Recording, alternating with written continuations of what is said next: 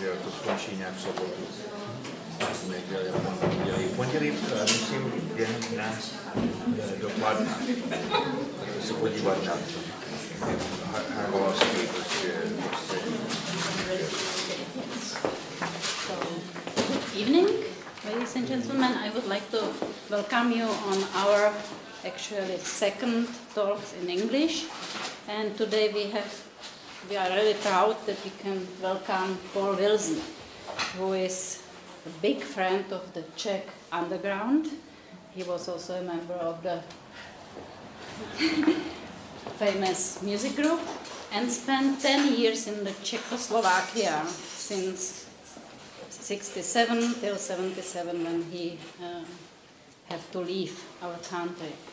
So Paul is also a very prominent translator of Václav Havel works, and we invited also David Vaughan, who is running a series of talks which we prepared for you, like an English-speaking audience, to introduce friends and colleagues of Václav Havel, people who was working with him, and the talk will be moderated by David. So after will be also a discussion floor for you, for your question.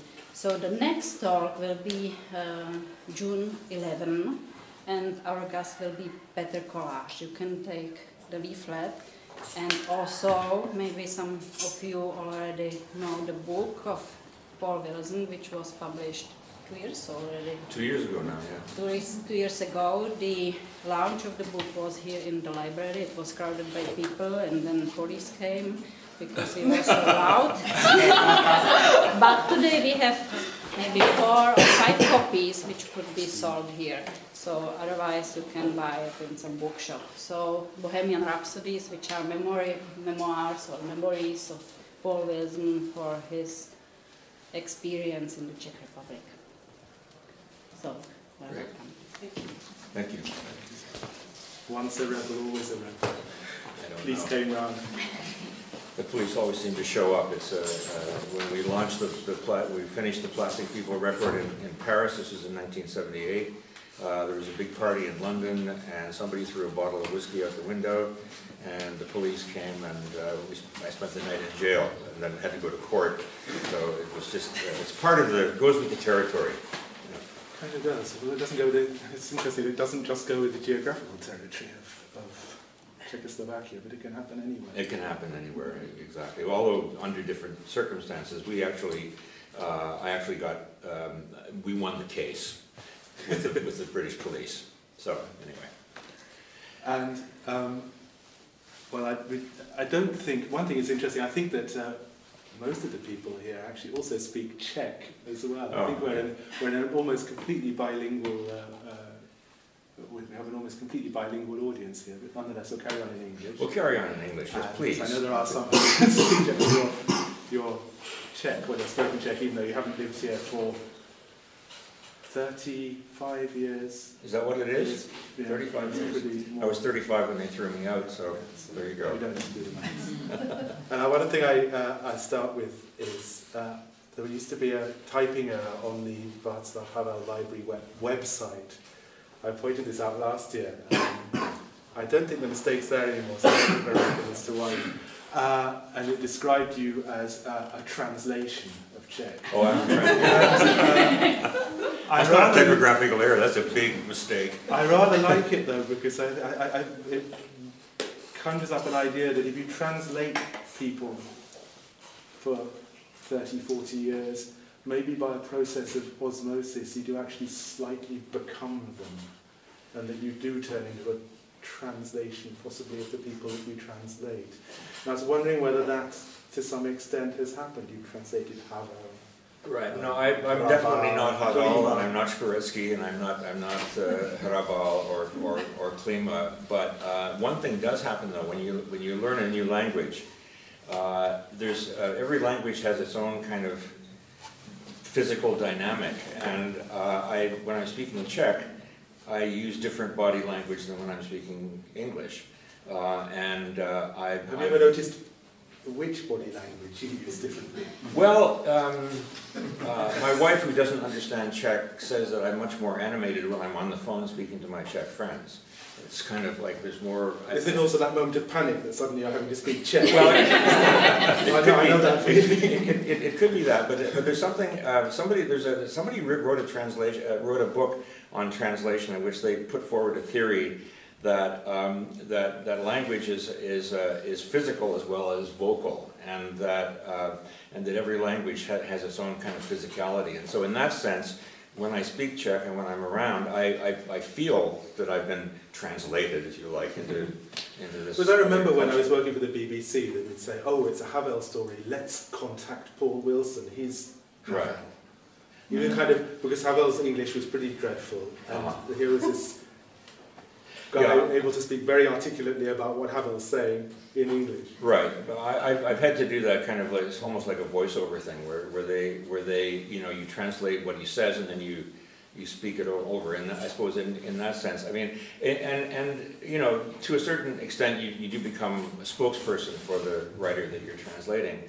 Especially on book tours and things like that. I mean, I've gone on book tours when Havel was still in prison, or not in prison, but when he was still here, and it was still communism. There, you know, we promoted a few of his books, and I went on the road to sort of speak for him because he couldn't speak for himself. But I'm not him, that's for sure. And one thing I did want to add is that anybody at any stage wants to interrupt us. Right. Because I might be asking a boring question or might be giving a boring answer, which is highly unlikely. Please do, and just ask questions as we go along. I did want to start with the very beginning. You grew up in Canada. Was there something in your childhood that sort of launched your relationship to Czechoslovakia, or was it just something that happened later?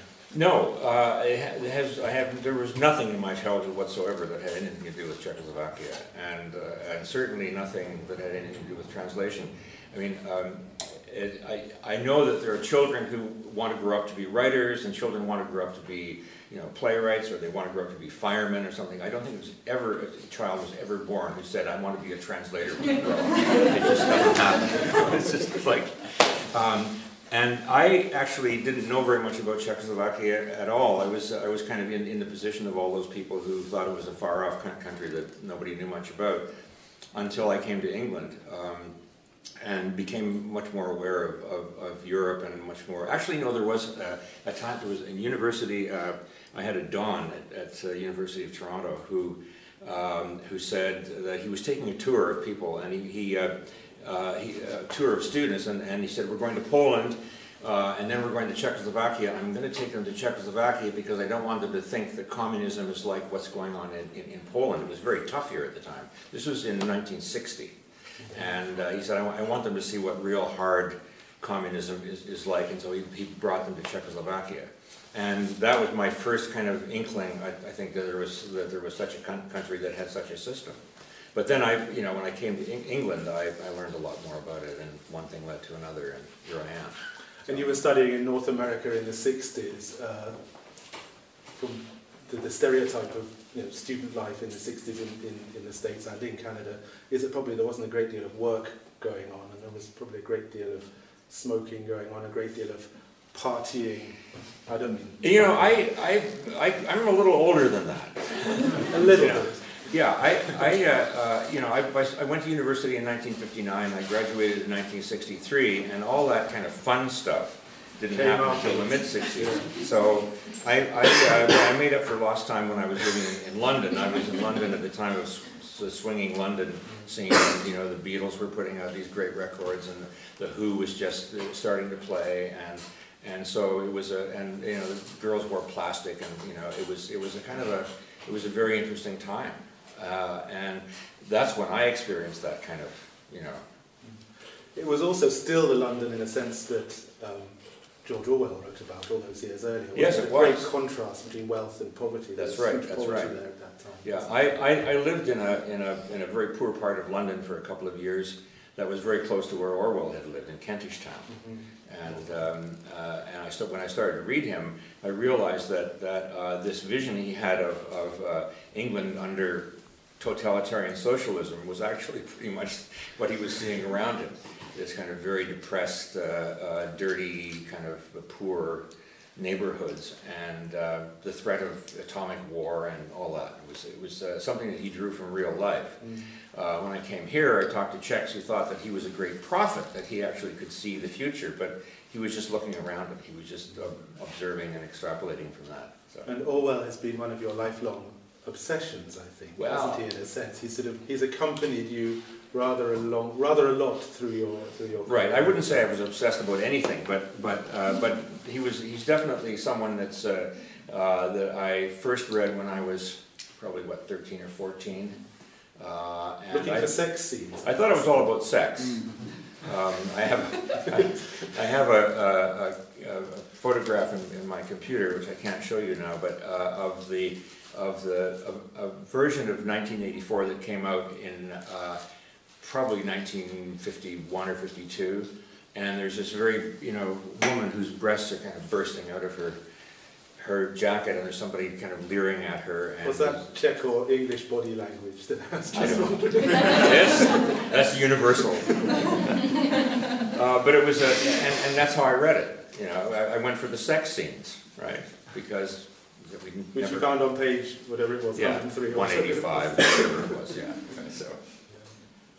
And I mean, the thing that amuses me is that you actually didn't complete your masters on Orwell, but instead you came here, right? Which was, as it were, to see a totalitarian, or whatever it was. I mean, I don't want to leave the impression that I was a kind of a tourist, because I had the chance. I was offered the chance to come and visit for 3 or 4 weeks to see what it was really like, and I said that's not. I need to spend some time there. I need to actually work and understand what it's like, and so I wrote letters of application to the language school in Prague and to various addresses, and was offered a job and in Brno, and I accepted it, and that was the beginning of the beginning. That was how it started. But it was I was at a stage in my life when I knew I didn't want to become an academic, and I wasn't quite sure what I wanted to do, and I got a job offer in Africa, and then I got a job offer here, and I sort of balanced the two and decided I would come here. We'll go to Africa later. That never happened. And as a left-wing student in the 60s coming to Czechoslovakia, was there also a hint of a search for a kind of a third way, or maybe this society does work better than ours in some ways? Some ideas like that, were they going through your mind? It's really hard for me to reconstruct what was going through my mind. I was curious about. My education is, I had teachers in high school who were big skeptics, and they said, don't believe what you read in the newspapers, don't believe what you read in books, find out for yourself. And so this sort of grain of skepticism, which was reinforced at university, where you're taught to doubt the things that you're taught as a child, and you're taught to question your ideas. So I was reading a lot of Marx and a lot of other sort of left-wing writers, but there was this voice in my head saying, you have to test this against some kind of reality. And so that was part of what was going on here. So when I arrived, back to Orwell as well. Going back to Orwell, who was very, very skeptical about his own early beliefs. And so when I came here, if the Prague Spring had been successful, I might still have been, more left-wing than I am now. But because it seemed to me in those first few months, from '67 until the invasion, that there was actually a potential for reform inside communism, and it was pretty clear after '68, and especially. And they're not just talking about Czech socialism. I'm not talking about I'm talking about. I mean, I didn't really understand what was happening around me. That's the thing. I mean, you live in a situation and you think you understand it, but you don't. And so I'm looking back on it now. And for example, at the beginning, my first encounter with Havel, to bring it back to the subject here, was when he wrote an essay. Published an essay called On the Theme of an Opposition. This was in April of 1968. And I knew enough Czech to be able to kind of, you know, with the dictionary, read the thing. And it was the first time I'd actually read something that made real sense to me. And what he said in this essay was, it's all very well to have to be critical of the system, but we need another political party that is actually, you know, legal and can oppose the Communist Party. Otherwise, the reforms are just superficial, right? And then when I got involved with the Czech underground, I ran into a lot of people who, like especially Ivan Juros, who totally ignored '68. For them, it was just all a sham. It was all just, you know, it was reform communists, you know, doing the same old thing, but it was, in a different way. It was Chorokor to Ptidopy. I mean, it was another artificial language, right? And so, you know, my education started really when I met people like Havel. I didn't meet him directly, but met his ideas and met people like Juros. Do you agree with that? I agree with what? With what Juros was saying, this was all just a facade, ultimately. Well, I don't think it was just a facade, but it was definitely an illusion. Mm. You know, I think that there were a lot of reform communists who believed what they were saying, but Havel actually saw through it. I mean, if you read this essay that he wrote on what is it called? Oh God, I'm having a senior moment here. On evasive thinking, where it's an attack. He never actually attacked Marxism per se. He attacked the kind of sort of liberal version of Marxism. His real enemies, or his real opponents, were the reform communists, not the old style Bolsheviks. I think anyway. That's my. But isn't it ultimately with 1968? Ultimately, the future wasn't decided by reform or non-reform communists or non-communists. It was just decided at the barrel of a gun, wasn't it? That was, yes. But what happened? I mean, the reason why the tanks came in was because the Communist Party believed that they could control what they'd unleashed, and they couldn't. And so the Russians came in to help them settle down, and it was. But the question is whether the reform communists would have actually accepted the end of one-party rule. That's a really good question. I don't know that. I mean, I remember I translated a book by one of the reform communists, Zdeněk Mlynář. He wrote a book called Mraz přichází z Kremlu, and we called it Night Frost in Prague. I don't know why we call it that. And in this book, he actually says that what we wanted hegemony. We wanted the party to have a hegemony, a moral hegemony, right? Can you imagine, given the history of communism, someone saying, now we're going to establish a moral hegemony? That's how hollow that was. So I don't think it ever had a chance in hell of working. It just was not. And I think it's interesting that you brought up the subject of language, because it's also something that you've written about in your essays about the sort of the language of the communist authorities. I mean, I've got a couple of expressions the examples of the double speak. Right. To come back to Orwell, that the communists used in the 70s, things like the freedom of necessity is one right. that you found, which is we stop and think about it. It's that's democratic. That's not just a Czech thing. That's something that the Marxists in Great Britain at the time were saying. It's important to accept the reality, the necessity of history, and that is where your freedom lies. It lies in accepting the inevitable, and it's bullshit. Sorry. And the very term normalization is a kind of normalization was an obvious one, yeah, for sure. But I mean, there's a Canadian singer called Bruce Coburn. Actually, looks a lot like you. Who he's got a radio thing. That's right. Who has a song called "The Trouble with Normal," and the tagline is "The trouble with normal is it always gets worse," right? And that was kind of the way it was here under normalization. And probably the way it is everywhere, ultimately. I think when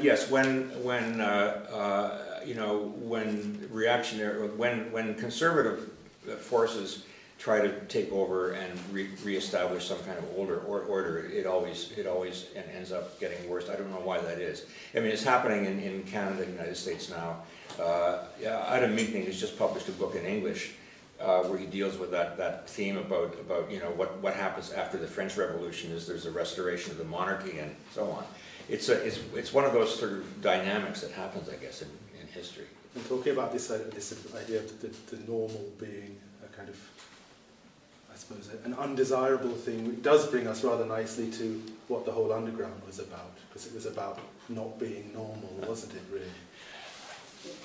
Well, it was about being yourself. I mean, it was about doing what you liked.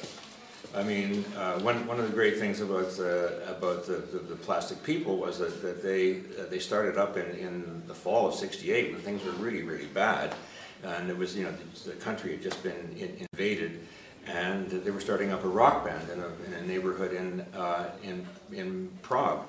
And it was that kind of, I mean, it was sort of almost like, you know, childlike optimism that was really attractive about them. They didn't care about politics. They wanted to make music. And if it was difficult, but they were willing to sort of face the difficulties. And that became politicized because eventually the police took an interest. And I think that the reason why that it wasn't even a movement, it was just a group, and ended up being so powerful was because the police tried to suppress it, and so you create a kind of a pressure cooker situation where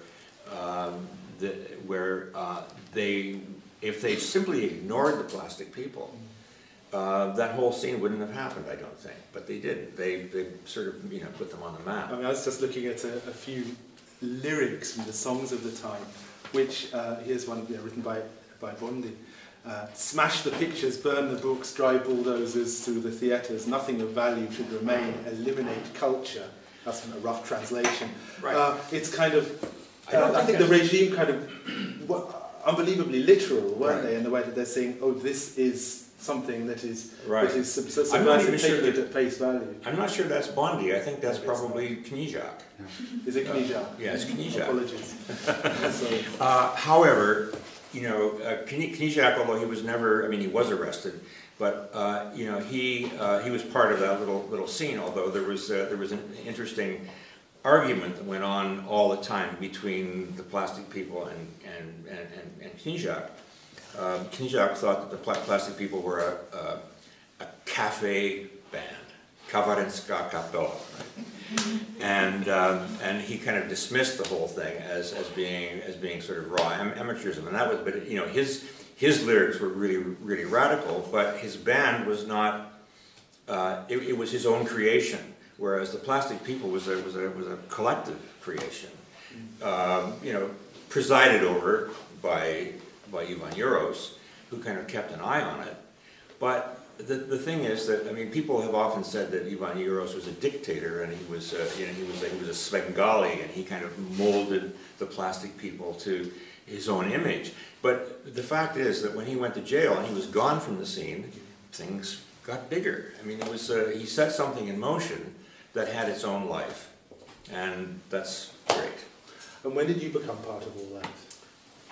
Well, it was 1972, or 1970 rather, and I had met Ivan, and we were sort of there was a group of people called the Crusaders School, the Křižovnická škola, čistého humoru bez vtipu, pure humor without jokes, and we used to meet in a pub which is now a fashion store just around the corner from the Filozofická fakulta, called Svitaku was called, and it was called Uměstské knihovny, but it was anyway. And so you know, he and I hung out with this group of people, and he would invite me to parties back in his place, where some of the Plastic People came as well, and we sat around and, you know, cooked food and sang and drank beer. And what happened was that there was a kind of a moment when the business manager of the Plastic People decided that what they should do, the strategy was that they would go abroad, they would play in, I don't know, Manila or somewhere out in the Far East, make a whole bunch of money, come back home, you know, buy themselves the proper equipment, and then carry on playing. That was a pipe dream. And, but the band, because of that, sort of split into two. And so Ivan was trying to put together the, you know, another band that would had a different, wanted to stay here. And so he asked me to join it. And Kabesh, Yuzi Kabesh was also asked to join. And so the band... Did you have experience as a musician well, at this stage? Look, I mean, I have a student here who can probably attest to the fact that I would bring my guitar to classes and sing songs, right? But that was about it. I mean, I'm not a guitarist. I strum the guitar around a campfire. That's about it. But the thing is that my singing voice at that time wasn't that bad. And the repertoire that they decided... Laughter coming from over here, maybe. Sorry? Laughter? The lessons were great. You know, we were looking forward to your lessons. Right. Yeah. Well, I sang a lot of Leonard Cohen stuff. It was good. Anyway, where was I? Right, they decided that they were going to sing the repertoire entirely in English. And it would be the repertoire of the Velvet Underground and the Fugs. And they needed someone to transcribe the text, and they needed someone who knew what the text meant, and they needed someone who could sing them. And so I was very useful at that point in the development of the band, although I don't think I contributed very much to it musically. But then, you know, it seemed to me foolish to be singing in English when there were so many like keen fans who would travel halfway across the country to hear us play, and we were singing in a language they didn't really understand. And so, you know, there was pressure for the band to start singing in Czech. And along, you know, comes Ivan Bondy, and so he became the kind of lyricist for the band, or at least, you know, that connection sort of clicked, and Milan Hlavsa Mela began composing music that would to which these poems could be set, and the band went off in a different direction. And I was with the band when they started doing that, and I tried to sing in Czech. But for some reason or other, I couldn't do it. I don't know why. It's one of those really weird things. And do you think that the band, and being in the band and the whole scene, meant the same thing to you as it did to the other members of the band by then? Had you kind of gone native by that stage? I don't know what the answer to that question is. I mean, I didn't see it in any other way than just what it was. I mean, I had no... I couldn't see into the future. I couldn't see where this was going. I knew that the pressure was getting worse and worse. And I knew there was going to be trouble down the road at some point, but it was. I mean, it was a really dismal time. There nothing was happening. The official official culture was deadly. I mean, it was just very very boring. And this was, you know, people were having fun. We were actually, we had a good time. That seemed to be, that was all it was. I mean, there was no kind of, certainly not on my part, any kind of political motivation at this point, so. And at that time you had no contact with Václav Havel, for example? No, I didn't. I met him once at a screening. A friend of mine, Nikolai Stankovic, took me to a screening of a play, of some movies by Schwankmeyer. And Havel was there, and you know, I was introduced to him, and that was really the end of it. I didn't really get to know him until I started translating him, and then after '89, you know, met him. At that time, did he already have that kind of stature that he acquired in the course of the years? That sort of you realised this was somebody who was very important. Well, I always thought he was. I mean, just because you know his ideas kind of resonated with me, and so I always knew that he was an important guy. But I had no idea what his leadership role was, or what you know. That was something that I found out afterwards. You know, it's I mean that happened by the time I was out of the country. I was expelled in '77, and I started translating his. I translated The Power of the Powerless. That was the first thing of his that I translated, which is an amazing essay. I mean, it's still studied in universities, and I think we'll hear a lot about it at this Havel conference. And on the basis of that, I was offered the chance to translate his letters to Olga, and so I kind of got to know him through his writing rather than through direct contact with him. Yeah, so actually, so you got to know him primarily by correspondence, in a sense, I suppose. I suppose so, yeah. Although the correspondence wasn't exactly easy once you'd been thrown out of the country, was it? Letters to Olga is a very difficult book. It's one of the most difficult books I've had to translate, partly because Havel wrote it as a. I mean, the letters were censored. And there were very strict rules about what he could say and what he couldn't say, and what he could write about and what he couldn't write about. And so he went off on these long philosophical sort of, I won't call them rants, but you know, essays, essentially, that are on the borderline of incomprehensible. And so I drew up a list of about 300 or 400 questions, which I put in a letter, and I sent them to Havel through the underground post. And it took about a month or two for my letter to get to him, and then another month or two for his letter to get back to me. And his letter back to me was saying, I don't really understand it myself anymore. Good luck, you're on your own. And so at that point, I went to Vienna, and I met with Jerzy Niemiec, and you know, who kind of stood in for Havel and who understood philosophy far better than Havel did, and was able to explain to me what Havel probably meant in all these. So there's a bit more of Jerzy Niemiec and Paul Wilson in the English version. Probably, yeah. Than there is in the Czech. There's an awful lot of I mean, I tried really hard to understand what phenomenology was, and I think I kind of got a little bit of a grasp of it. But it's pretty clear that Havel had you know, I mean, his knowledge of phenomenology was about on a par with mine. Let's put it that way, which is not great. But just to return briefly to the sort of the anecdotal, I suppose. Right. What happened? Why did you have to go?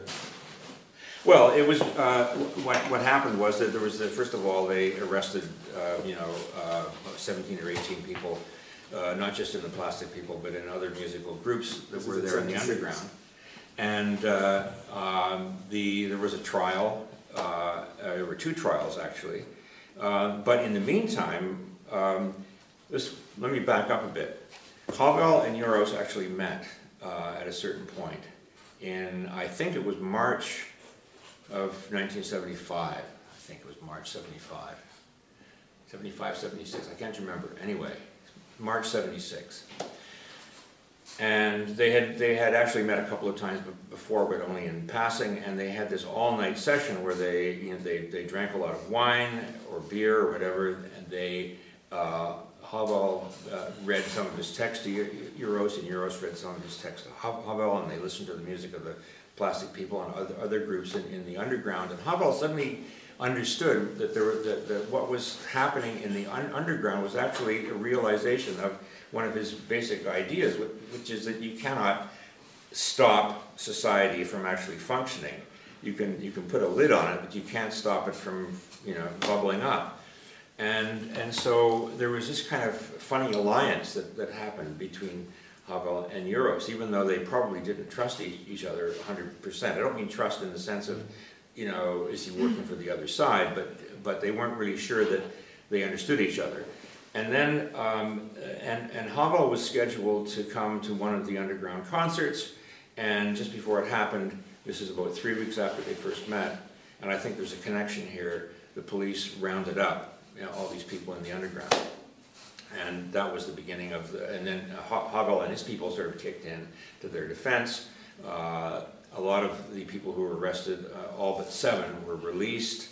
The sentences that the 7 got were not as heavy as they had thought they would get.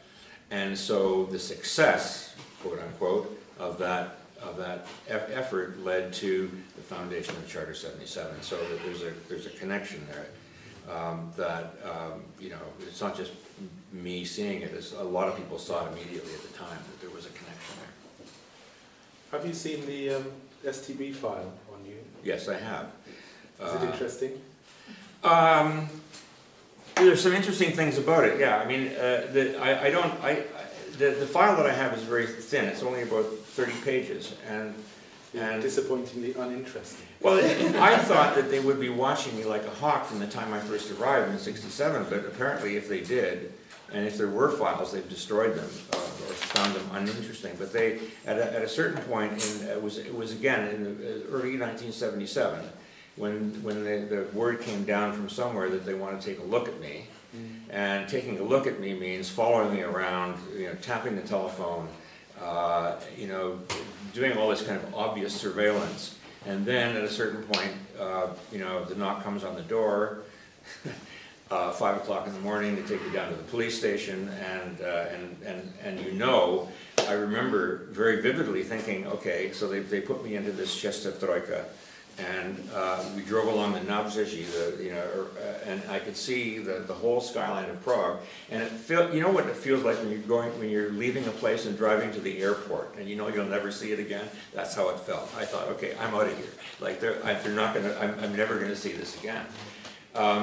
What happened was that they interrogated me. They did the usual stuff that they do, and there were so many of my friends had been interrogated. You say the usual stuff that they do, but not many Canadians have experienced that usual stuff that they do. No, but I mean, so many of my friends had been interrogated. There was a kind of a culture of what you do when the police question you, what you say, what you don't say, and so. Can you just give me an example? Give us an example. I'd be quite interested.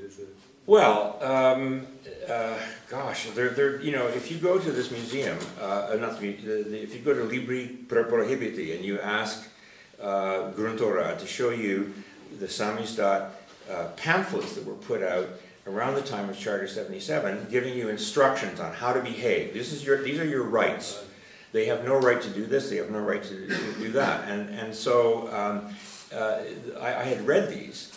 And I'd heard lots of conversations, and the best thing, the best advice that I got was, don't tell them anything, because one of the techniques that they use is to get you talking about stuff, and then they kind of switch around. So that for example, they said, we're not getting anywhere here, Mr. Wilson. Why don't we talk about hockey? And I said, okay, fine, let's talk about hockey. I don't know what that had to do with anything. And they said, but, take somebody like, Phil Esposito. They just had these big, hockey tournaments between the Russians and the Canadians. And he would say to me, Takový Esposito, he's only in it for the money, right? And then he would wait to see how I react to that. And then he would say, it's just like these bloody dissidents. That's all they care about is money, right? And they'd always sort of flip it around so that it came around to that. And I just, having been instructed by these pamphlets and having, friends who've been through that, I kind of just shut up, don't say anything.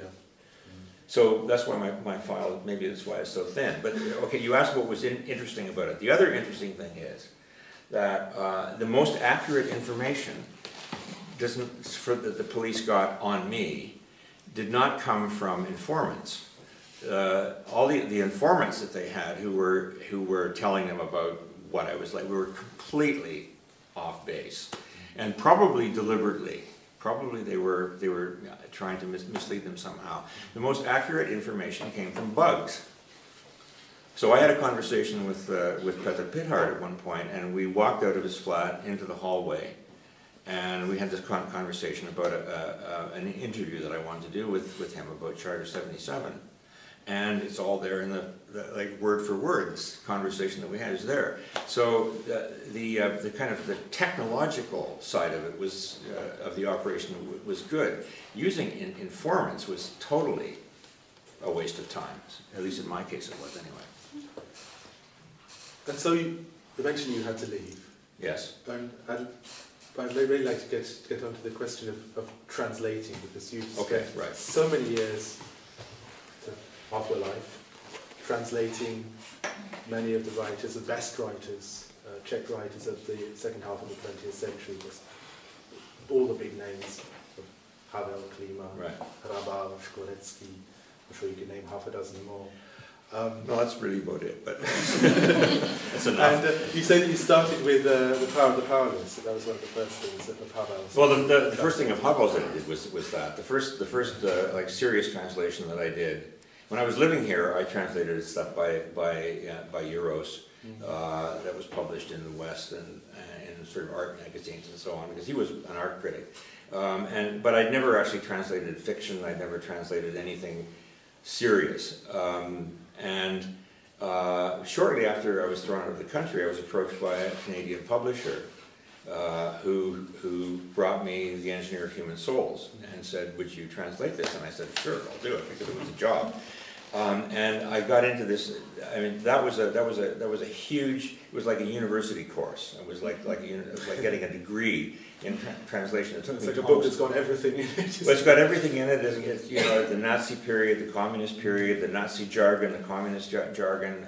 It's set in Canada. It's well, I was going to ask you, because there are two distinct places where it's set up. That's right. That's right. Czechoslovakia and Canada. It's so completely different linguistic idioms. And Danny is a you know, now a bona fide Canadian professor teaching American literature to Canadian students, and he has these memories about his childhood and his youth, and so it was like that book is like a sort of a history of communism, a history of totalitarianism in this country. And it took me 2 years to do it. I had this fabulous editor who forced me to translate it absolutely clearly, so that as much of the original would come across, even though I was working with Shkretsky as well. We would kind of adjust things that didn't work quite, you know, in literal translation. So that was the first big thing that I did. Then I did The Swell Season by Shkretsky, and then I got into the Havel. And, you know, although The Power of the Powerless was a challenge to translate, it was nowhere nearly as difficult. It's also in a way describing your own experience, wasn't it, of what it meant to live under normalization. And well, the things that you were talking about the band, about the you know, the fact that why a bunch of guys with long hair making music is genuinely subversive in a society such as Czechoslovakia. I mean, I think I actually understood what he was saying in that essay, and I don't know. I mean, you know, it's possible to translate it without having lived here, but I really tried hard to make sure that all the nuances of what he was saying came through in the English, and that's not easy to do, because English has never been through what Czech has been through. You know, I mean, we've never had a totalitarian style government in any English-speaking country. And maybe it's the language, I don't know. But I suppose the language of apartheid has certain parallels. Oh, yes, of course. Yeah. I mean, I'm just being... Yeah. But I mean, one of the things that I think is unfairly suggested about Havel quite often is that he's dated, that his plays are dated, they're very much of their time, they're possibly even formulaic, it's sometimes being said of his work, right. Which personally I think is a very unfair assessment of Havel. And in fact, we were talking yesterday about, you were saying that you also feel that Havel probably in the long run will be remembered for his plays. Well, yeah, you just stolen my thesis. This is what I'm giving a little talk tomorrow at the Havel conference, and I think that I might as well, you know, I can betray the essence of what I'm going to say is that I've seen some really stunning performances of Havel's plays done by people who are too young to remember or even know that there was a communist, you know, part of the world. I mean, they're kids in their 20s, their early 30s, and they came to Havel not because he was famous or not because he was you know, notorious, but they came to him because they actually liked the play. They liked the memorandum. They thought it was funny. They thought it was relevant, and they put it on. And they put it on in the most stunning way. The clarity of their understanding of what that play is really astonishing. And these are kids who don't. I mean, I call them kids. They're not. They're grown-ups, but you know what I mean. They're young. And to me, that's a tremendous sign of hope that you know, there is something in his writing that transcends the period that it was written in and transcends the historical experience. And also your translation of the memorandum deliberately I don't want to say updates it, because it makes it sound you're being disloyal as a translator, but you do make the play relevant to our own time, don't you? Right. Certain aspects of the language you're using. But that was because, well, okay, that was deliberate. I mean, Havel asked me to retranslate it, and I'm not quite sure why he wanted me to do that. But what I saw in the language, where I tried to make it into kind of corporate speak, but I guarantee you that translation that I made, which is modern and which actually uses the idiom that people in the English-speaking world can react to in an emotional way, I guarantee you that it's absolutely accurate. The sense of the meaning of what Havel wrote is absolutely there in this new text. Probably for the few people here who don't know or don't remember what the memorandum is about, if you could very briefly the memorandum summarize, it's set in an office setting. There's an agency of some kind, a kind of neutral agency, in which and it starts off with the guy reading a memo in gibberish, and it's a new language, and he asks the secretary, what is this? And she says, oh, that's the new official language that we're going to use now.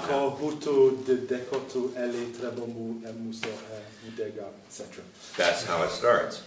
And so he goes around and he tries to get this memo translated, and he runs into the most awful bureaucratic blockades, because they say, yes, I can translate it, but I can't translate it unless I have an official statement from somebody, and you have to have an official ID. You have to be vetted, and so he finds that it's impossible to get this memo translated, and it's a farce. I mean, it gets squirrelier and squirrelier. But in the course of the play, the director, who is replaced by someone by his deputy, who is in favor of bringing this new language in, and uses it as a lever to kind of get him out of his job. So there's a power struggle that happens around this language, and for some reason or other, there are people like these young people who put it on in Toronto. They all had jobs working for the government, and the director of the play was working for a government organization. I guess it was some kind of branch plant of the Ontario government, where he went through a period of repositioning, where they kind of restructured the whole ministry that he was working in, and so they brought in all these kind of new expressions and new language, and he was completely lost in the whole thing. And so he read this play and said, "This is my life. I have to put it on stage." Can you actually read us? There's a little tiny dialogue there, just a very brief dialogue from your translation of the play. Okay. Well, yeah. This is a scene. There's a series of scenes in which an instructor is trying to teach the employees of this factory, of this agency, how to speak and understand petit, the artificial language. And during the course of the play, the class gets smaller and smaller and smaller, and finally there's only one student left. And at the end of the play, the guy has, this is spoiler alert time here, he finally gets his memo translated, and what the memo says is, please put a stop to petit and take over we're really happy with the way you're running this agency. And so he barges into his former deputy's office and says, I'm taking over it again, and then he wanders through the classroom, and the same teacher is teaching a new artificial language. And so instead of getting rid of petit, they bring in a new one called short corps. And the lecturer lectures on petit was too complicated, so short corps is based on different principles, and the principle is that the words sound very much alike. So he says, of course, this is the teacher speaking. He says, of course, in short corps, Monday is il va pagar, Tuesday il va pagar, Wednesday il va pagur, Thursday, alopagir. Friday is alopagir. Saturday is alopagür. Now, and he asked the student, how do you think Sunday is said in Horosho? And then he calls her up, and this is another issue here. And she stands up, ilopagor, and he says, correct. Good point. Isn't it easy? So then he goes on to say, and this is actually the really funny part of it, he says the great thing about this is that if you send a memo which says we will have a meeting on Tuesday, and you accidentally write, sorry, a meeting on Thursday, and you accidentally write Tuesday, nothing bad has happened, because the meeting will still take place. It will take place 2 days earlier, and that will expedite the whole issue that the meeting was about. So there's actual advantage in the ambiguity of this language anyway. So that's how it goes. It reminds me actually of a meeting I was once at of the management of Czech radio, where there was a 2-hour meeting discussing whether we should be saying vyrosla se, narosla su, v rádiu, na rádiu, a tak dále. The different possibilities, and I can't remember, I think that they came to the conclusion that we were under orders all to say narosla se. That doesn't sound right either. But anyway, so things, I think that it's all, probably to most of us, it all sounds very familiar. Right.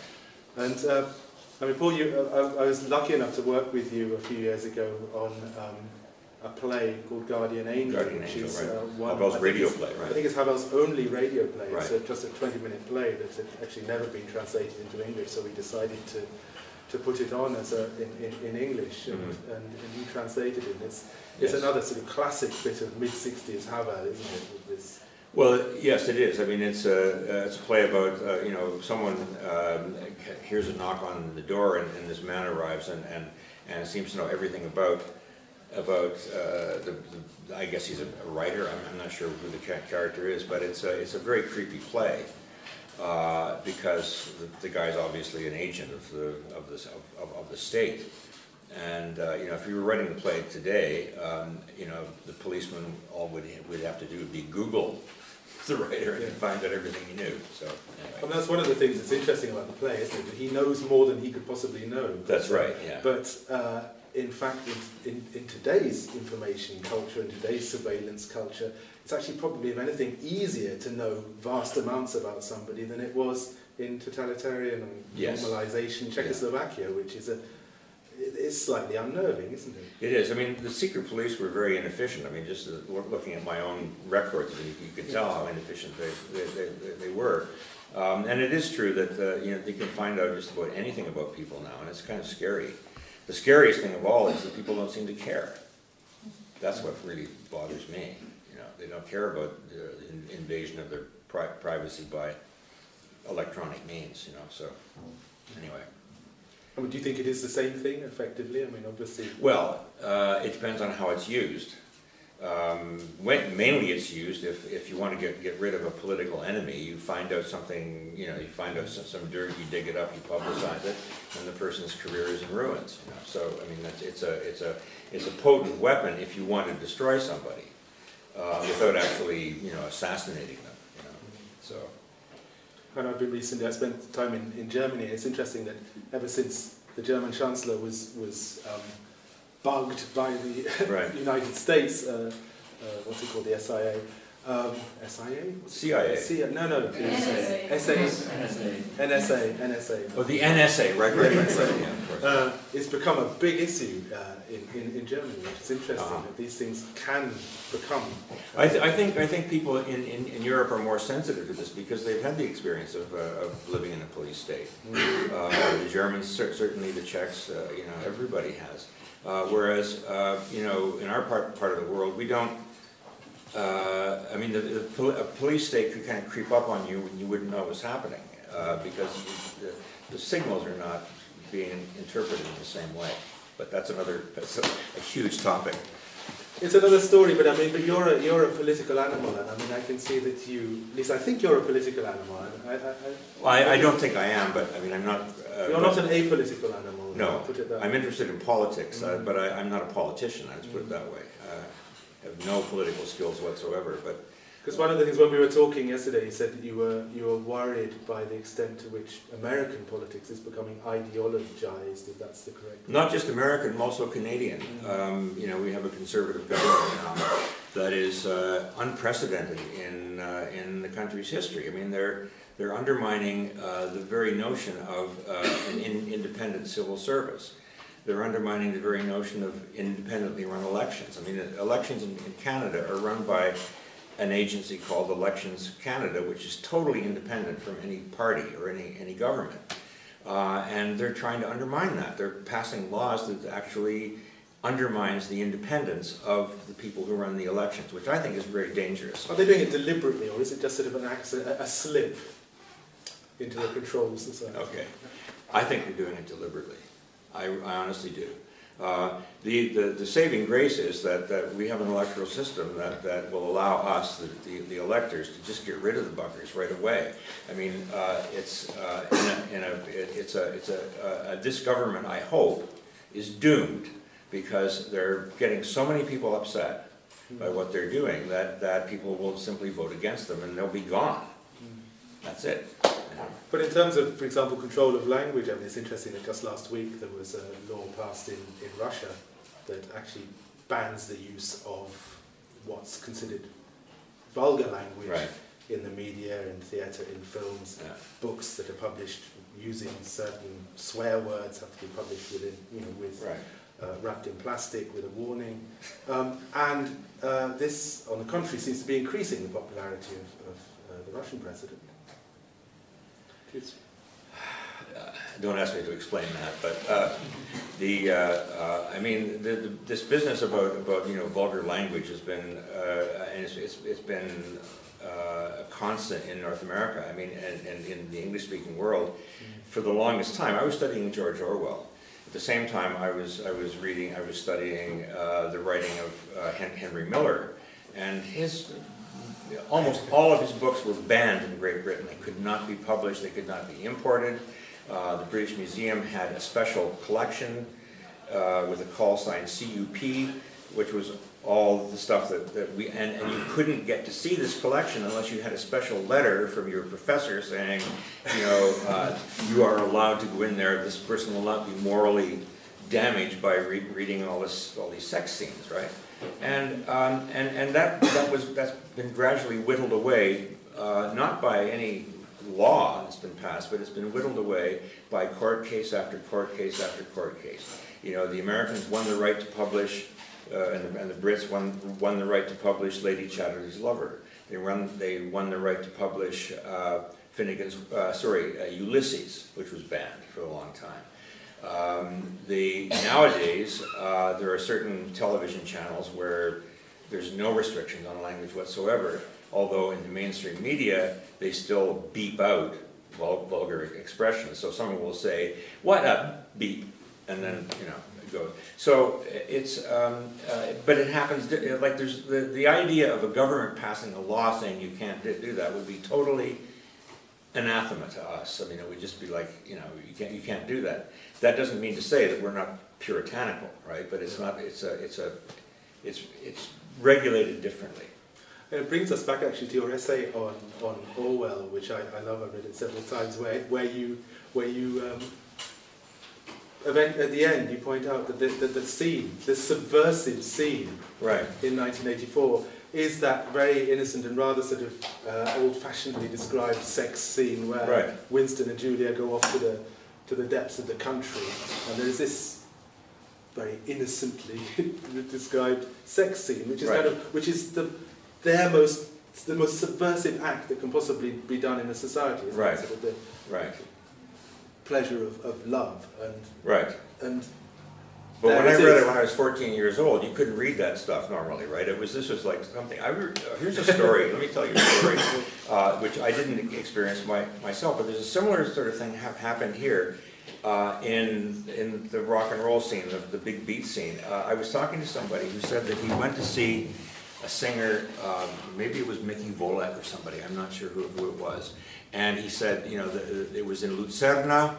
And suddenly the singer took the microphone off the stand and walked across the stage with it, and everybody went crazy because you didn't do that. You stood in front of the microphone.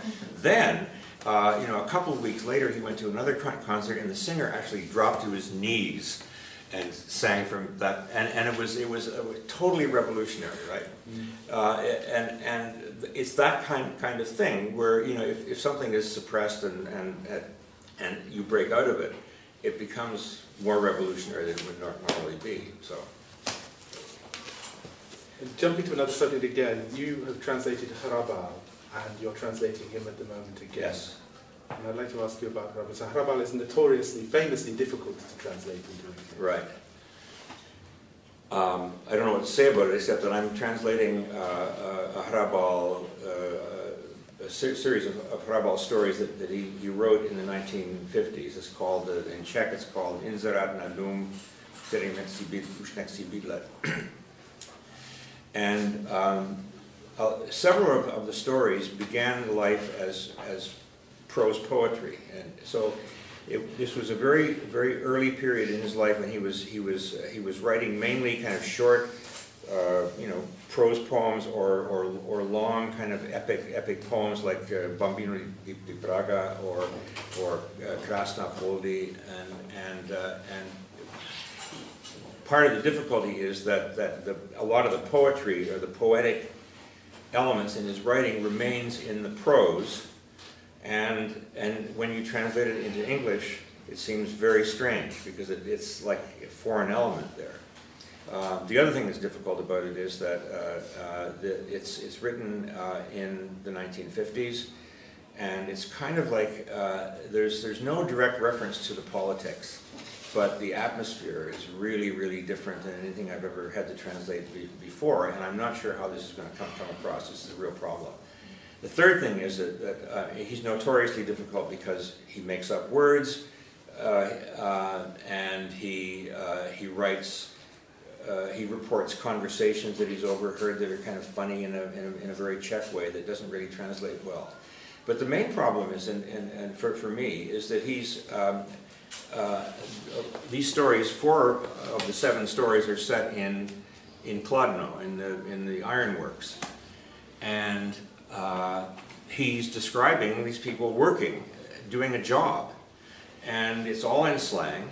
They have slang words for the tools, they have slang words for the material that they're working with, they have slang words for the blast furnaces that are there. And it's very hard for me to imagine what these people are actually doing as they're talking. And so part of my research is not going back to dictionaries, it's going back to people who actually did that kind of work to find out what the hell they were doing. So it's a very new thing for me to do this. I mean, that kind of problem never arose with Havel or never arose with Škvětský. It's a shame that Jiří Dienstbier isn't alive anymore. He was a Kladeniak. He could have, right. Kladno man, he probably could have helped you. Actually, it did crop up in Škvětský because Škvětský worked in a Messerschmitt factory in Náchod. And in The Engineer of Human Souls, there's a lot of description of putting these planes together and so on. So does anyone have any? Maybe it's time to. Yeah, I think maybe it is well time for it to get some questions. I'm sure there must be questions. I'm interested in the thing you said that in the underground in the early 70s there was thinking about 68 as a sham politically. How was the cultural development in the 60s? How was your reflection on that? Well, my reflection on that is a result of stuff that I've been exposed to now rather than then at the time, my sense is that the Czechoslovakia doesn't have any kind of political continuity to speak of. It's disrupted at many points in the history, but it does have a cultural continuity, which is extremely strong. And I think what was happening in the 1950s, sort of in the underground way, was that people were trying to sort of reconnect the broken nervous system of the culture. And so a lot of what was written and created in the 50s began to kind of seep out through actual publications in the early 1960s. So a lot of what Havel, for example, the book that I'm translating, was written in probably the early, well, it was written over a decade, but starting in probably 1948 and finishing maybe in at the time when they tore down the Stalin statue. That's the kind of time framework. But it wasn't published until 1964. You know, and so this stuff was seeping out during the early 1960s, and I see it as partly, you know, a way of part of that was reestablishing the connection with the past. That was when they started bringing out Kafka, you know, again. That was when they started publishing Čapek again. So in addition to this new stuff that was happening, there was also a reconnection and a reknitting of the continuity. And then during the period of samizdat, the same thing was happening again. It was all about making sure that that continuity is there in the absence of political continuity. You know, that's by theory anyway. So. I'm sure there must be more questions. I have a statement more than a question. Statement. Yes. I just Stayed hope, away. I hope that you never retire. You don't think what? I hope that you never retire. I hope that you Well, never stop translating. In the last, So does Revenue Canada. well, in the last couple of years, we've lost so many great translators from English to Czech, and your books have meant so much to me and other people that I know. So thank you. Well, thank you. I don't think that the translators ever retire. They just fade away. You know? Don't fade away. I mean, how have you coped with the monkish existence of being a translator? Because you're a sociable person.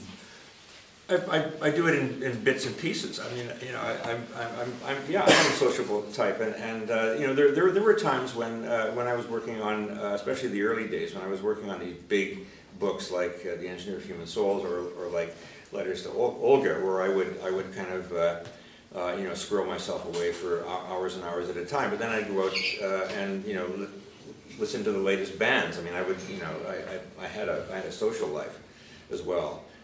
It's not as monkish as you think, but it is a lonely life because you don't, you know, you're not, you can get locked up for a long period of time in a room, and it's working away. So.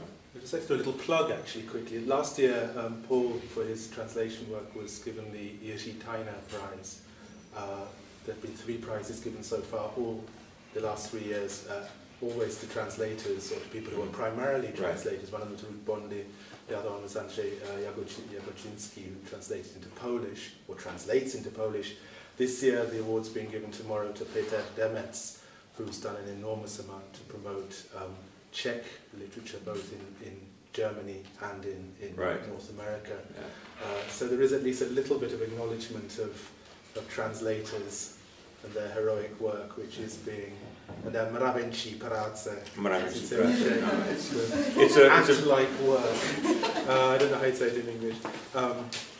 It's a very strange profession because, like I say, you never choose to be a translator. I had no idea that this is how I would end up, but one thing leads to another, and one challenge leads to another. But the very first day I was in Prague, this was in the summer of 1967, I ended up spending the evening with a graphic artist who had a studio on Kampa, and you know, he brought out the beer and the wine and the guitar, and we sat around talking, and then finally at one point in the evening he said, "You must learn Czech." I said, well, maybe I will, maybe I won't. I didn't know what I was going to do. And he said, "But you must translate this." And he held up this book, and it was a book by Ladislav Klima. And you know, it was one of the most difficult things. And he said, "You know, this should be, your ambition should be to translate this." And it was an ambition that I have translated a couple of his books, but no one will publish them. So I think Twisted Spoon Press has published a couple of his. Twisted Spoon Press has done something. Yeah, that's true. But you know, he's not. I mean, I once I put together a collection of like an anthology of Klima's writing, and I sent it to George Steiner, who is a famous linguist, and I said, "Do you think this has a chance of being published?" And he wrote me a letter, a very short letter back, saying, Yes, I think it has a chance of being published, but I sincerely hope not. So there are certain aspects of Czech culture that are very hard to export. But Barbara Day had a question, I think. Yes. Paul, you described how you felt when you were being taken for interrogation and seeing everything for what you thought was the last time. Yes. How did you feel once you were thrown out, when you were back in, did you go back to London or back to Canada? Yeah, I was, I went out by train, and how did I feel? You know, I have to confess that I really felt good. I like these moments in life. They come too seldom when you don't know what's going to happen next. You have no idea. You're going into the unknown. I really love that.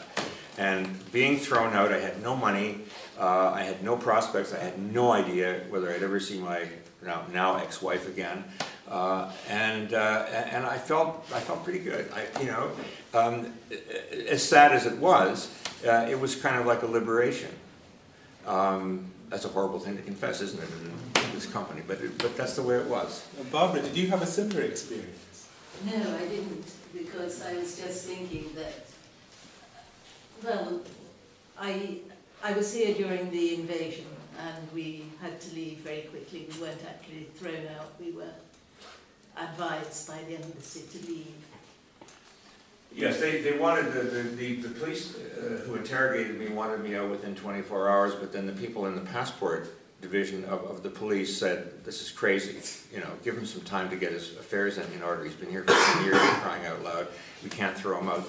And so they gave me, I think I was interrogated in May, and I left in July. So I had time to kind of, you know, ease myself out. Yes, I didn't realise that. I thought you were out within that 24 hours.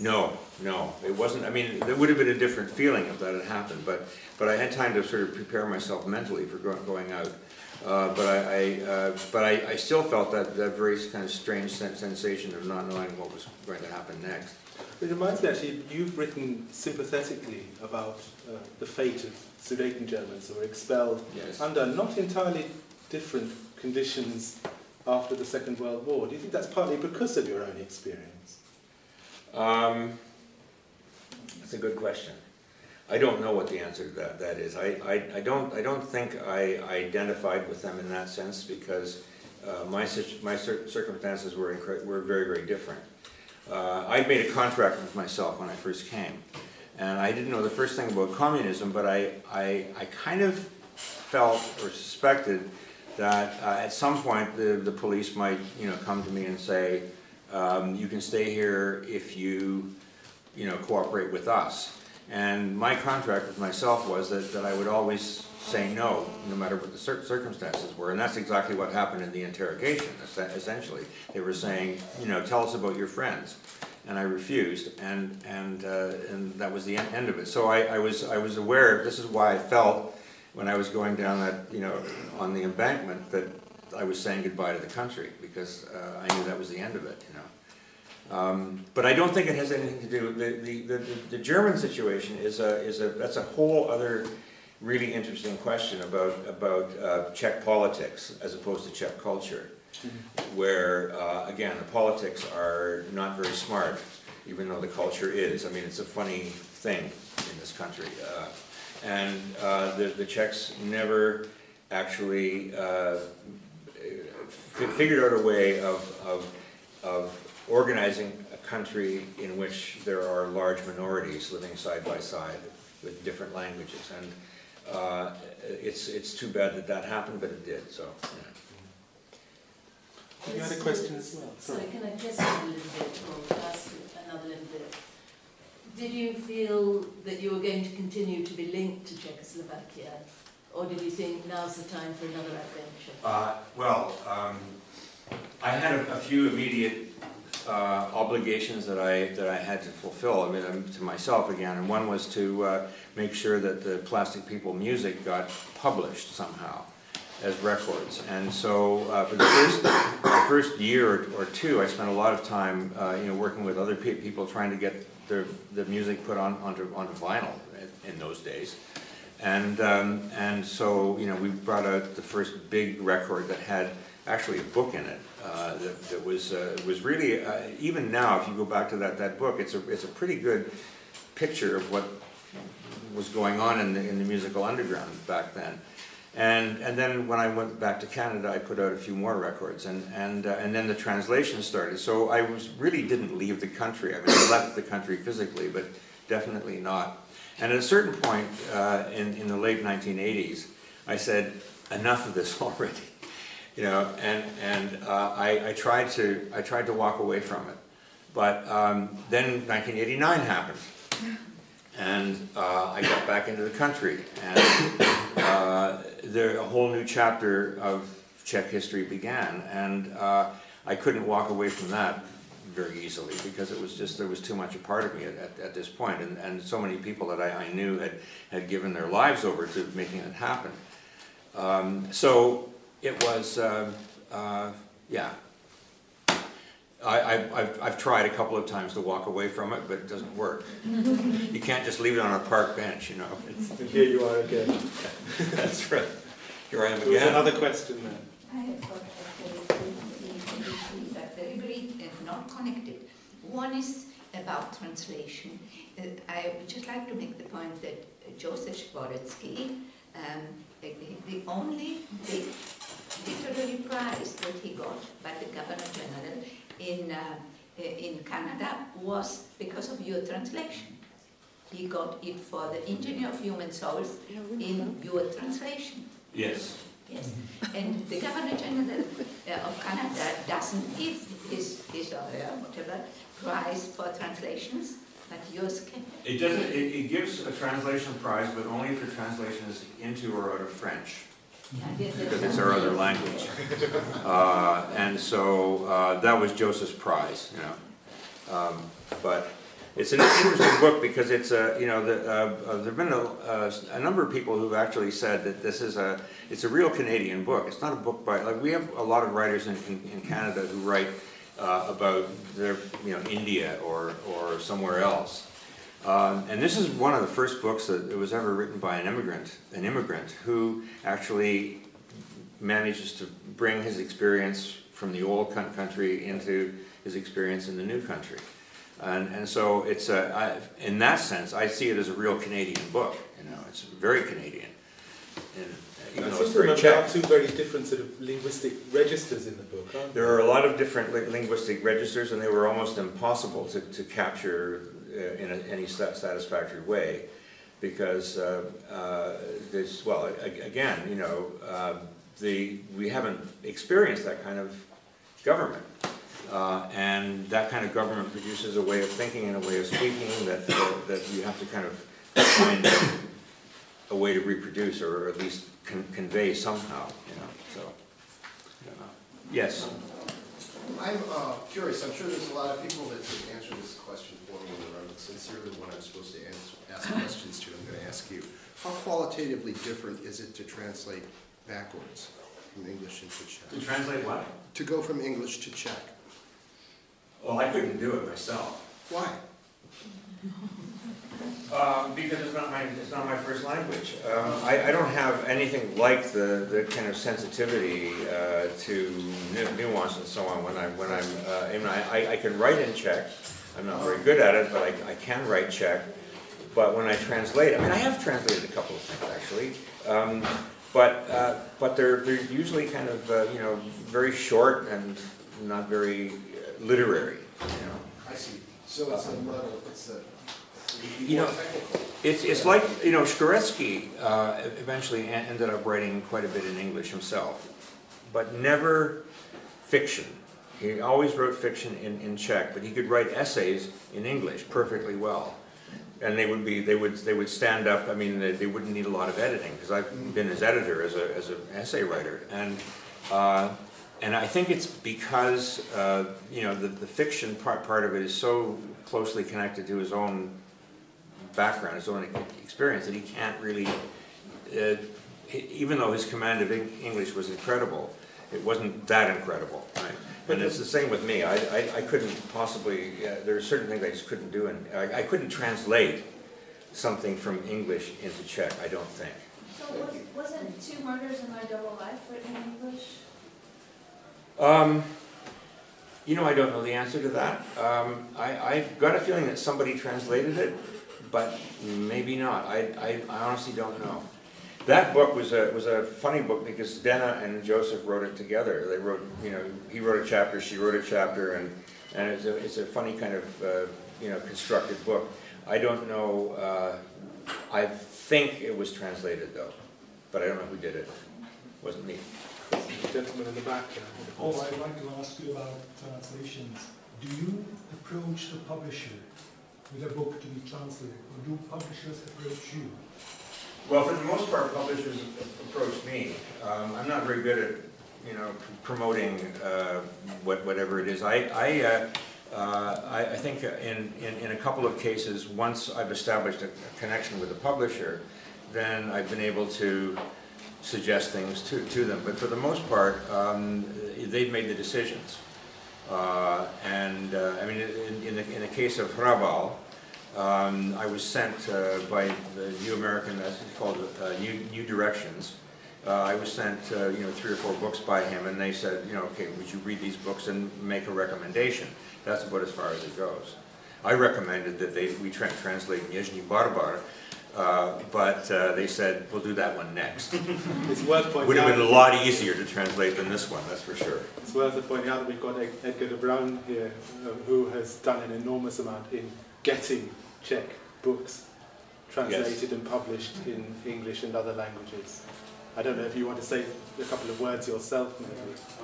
Not too much. It's Paul's evening. But it is. There was a question about translator. I can assure you there are quite a few young, very talented translators from Czech into English. So I know we don't want to have Paul being retired, but don't worry, there are enough others. No, it was a great relief when I put together this anthology of stories about Prague. And the great thing about it was, this was in the early 1990s, the great thing about it was that there were already a lot of young translators coming along that I could draw on, so I didn't have, you know, the whole book wasn't translated by me.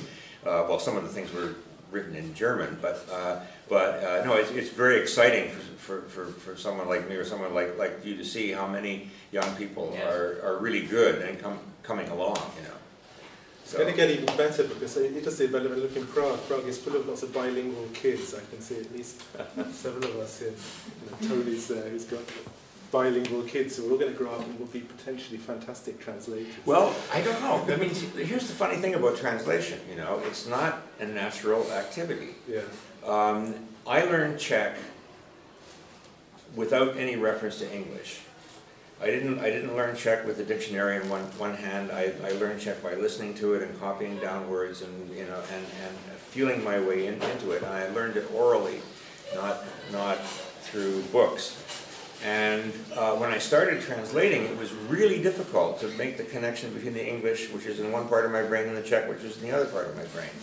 Whereas if I learned Czech, you know, the normal way, which is you take a course and so on, those connections would already be there. So it's taken me years and years and years to develop a kind of a fluency of transfer, if you see what I mean.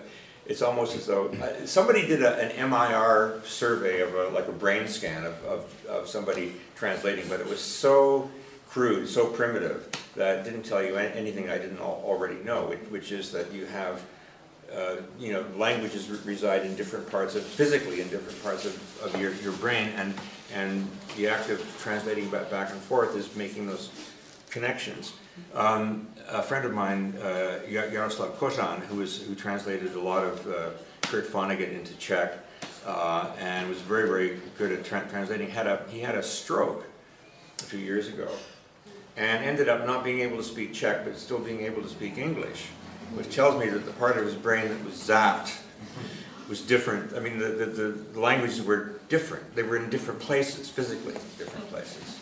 So. Any other questions? We've had the first people flaking off, and some people leaving. I wonder whether that means that we should perhaps gradually be drawing this to a close. I mean, is there any more? There's a lot of wine in the other room. There's a lot of wine. There are a lot of opportunities to talk to Paul informally as well after the event. So I don't think you're in a rush to go anywhere. Well, I'm on deck tomorrow morning at 10 o'clock for crying out loud. So I'm not going to be here all night, that's for sure. That's at the Havel conference. This is the Havel conference, yes. Taking place over the weekend.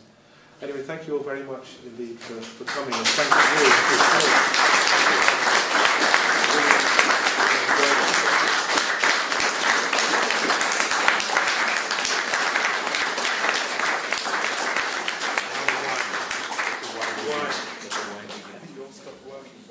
I did stop working on it, and I